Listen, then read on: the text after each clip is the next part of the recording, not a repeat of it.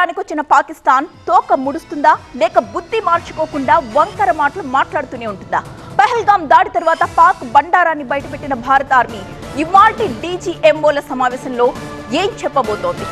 ఇవాళే కీలక సమావేశం ఉండబోతోంది. భారత్ పాకిస్తాన్ల మధ్య చర్చ జరుగుతుంది. సీజ్ ఫైర్ కి ఒప్పందం చేసుకున్నాయి, కానీ ఇవాళ రోజు మీదే అందరి దృష్టి కేంద్రీకృతమైతే ఉంది. ఎందుకంటే ఇవాళనే రెండు దేశాలు మాట్లాడుకోబోతున్నాయి. భారత్ పాకిస్తాన్ మధ్య ఇవాళ డీజీఎంఓ స్థాయి చర్చలు జరగబోతున్నాయి. మధ్యాహ్నం 12 గంటలకు హాట్ లైన్ చర్చలకు రంగం సిద్ధమైంది. 10వ తేదీ నాడు డీజీఎంఓల మధ్య చర్చల తర్వాత కాల్పుల విరమణ అమల్లోకి వచ్చింది. కాల్పుల విరమణ కొనసాగింపుపై ఇవాల్టి చర్చలు జరుగుతాయి. సమావేశం తర్వాత రెండు దేశాలు ఒక ప్రకటన విడుదల చేస్తాయి. ఆపరేషన్ సింధూర్ కొనసాగుతుందని కేంద్ర ప్రభుత్వం చెప్పింది. అటువైపు చూస్తే మొన్న కాల్పుల విరమణ ఒప్పందాన్ని పాకిస్తాన్ ఉల్లంఘించింది.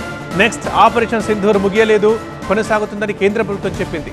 ఈ నేపథ్యంలో మరి ఇవాల్టి చర్చలు ఎలా సాగుతాయి? దీని తర్వాత మరేమైనా సంచలన నిర్ణయాలు ఉండొచ్చా అని అందరూ చర్చించుకుంటున్నారు. సింధు నదీ జలాల ఒప్పందంపై పాకిస్తాన్ ఫోకస్ చేసే ఛాన్స్ ఉంది. ఈ విషయంలో అసలు మరొక ఆలోచన లేదని ఇప్పటికే భారత్ ప్రకటించింది.